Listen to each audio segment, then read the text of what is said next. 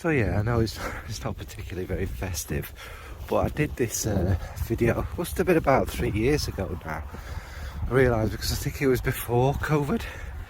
Yeah, I'm a bit hoarse, not very well at the moment, but I still work, don't worry.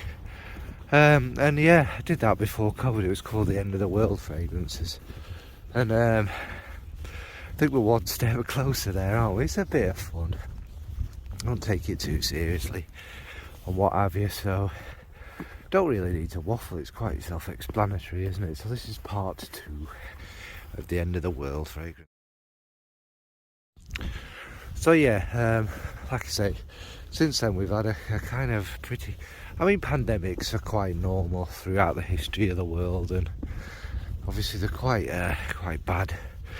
You'd think in modern times we'd have the technology and the sort of wherewithal to deal with such things, but anyway, my kind of pandemic fragrance, I think one that would sort of, if we were going to go out that way, you'd want to wear something kind of strong and very toxic and quite chemical and hideous to kind of protect you from the pandemic as long as possible. And we all know what I'm going to choose with it. I need to say it, do we? Oud for Greatness from Initio. It's kind of this, it gets a lot of love. It's very, very, very, very, very, very, very, very strong.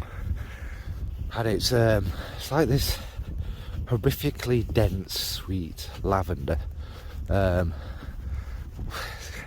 It's called Oud for Greatness, whether there's any of that in it. But anyway, it's just like this deep, dark, sticky, sweet stuff. I wouldn't say you could pick out much from it at all, to be quite honest with you. But people love it, and that's fair dues, isn't it? We all have different tastes and that. So yeah, my pandemic fragrance would be Oud for Greatness.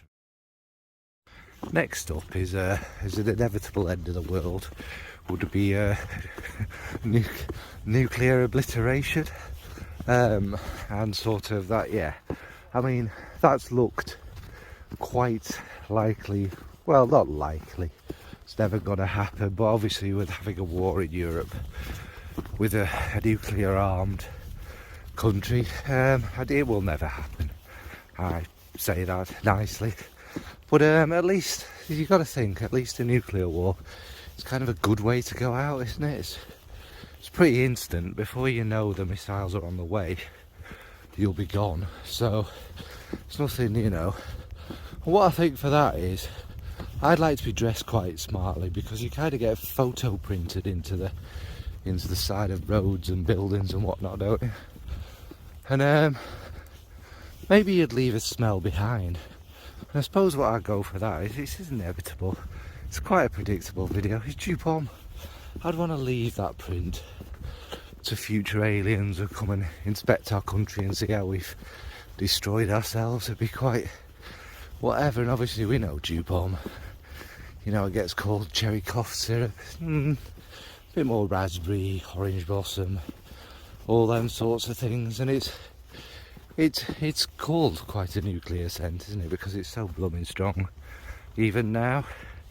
So yeah, for a nuclear obliteration is due. Next up will be probably a complete environmental disaster, which we're not far off now, are we really?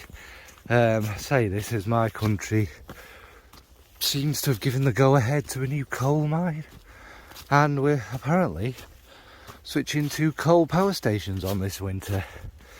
So much for leading the world on environmental issues, but be that as it may, yeah, I don't know what the environmental disaster would be. Floods, fire, drought, pestilence, what have you. But during this time, you'd want something quite gourmand and comforting, wouldn't you? And what I've gone for that is Acro's Dark. Yes, wait for a minute. And I know that's not quite as gourmand as it is, but you'd want to still be classy, wouldn't you? You wouldn't want something super sweet, and you wouldn't want people to actually want to eat you, which will probably happen when these sorts of things happen.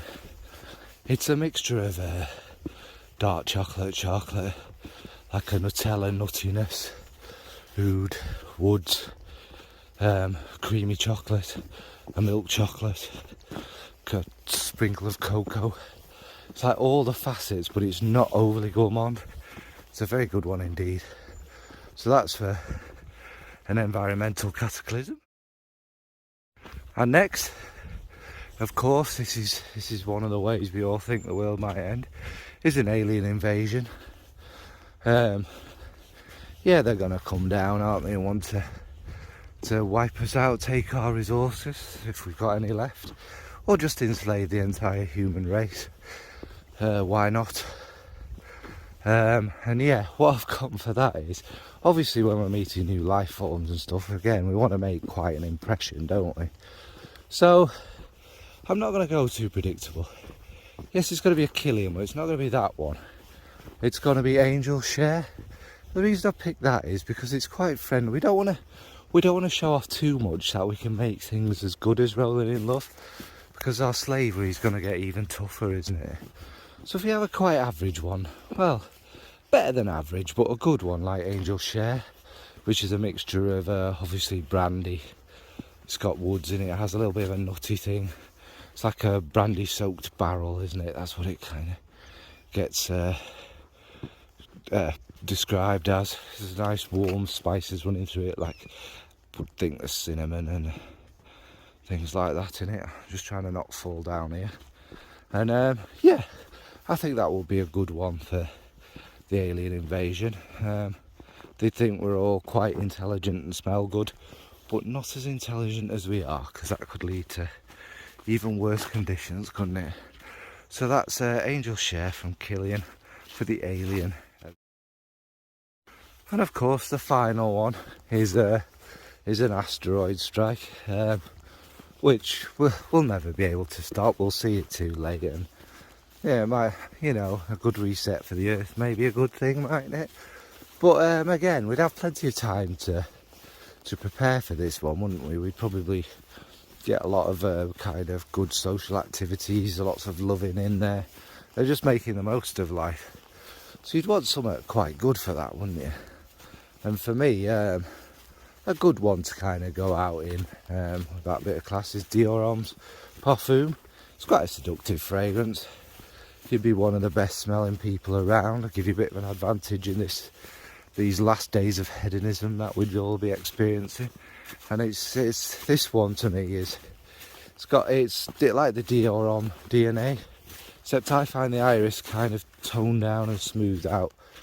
A lot of people don't get the rose in it. The rose sticks out quite a bit on me. Was the rose? There's some lovely musks in there, possibly ambrette as well, actually, and the leather and the iris, and possibly sandalwood, is it? Something giving us a kind of smooth, creamy base. It's just we always call it one of the best designers, I think it is. So for the asteroid coming and living it up is just Deux Parfum. So yeah, that was just a quick video, a bit of nonsense really, wasn't it? As you can tell, I'm not overly well. Didn't have time to come up with something too wild or sort of meaningful for Christmas and all of that. That'll probably come. Just a bit of fun. The world is not going to end, so wouldn't worry too much. What about you? What would you wear for the end of the world? What would be your kind of way you'd want to go out in?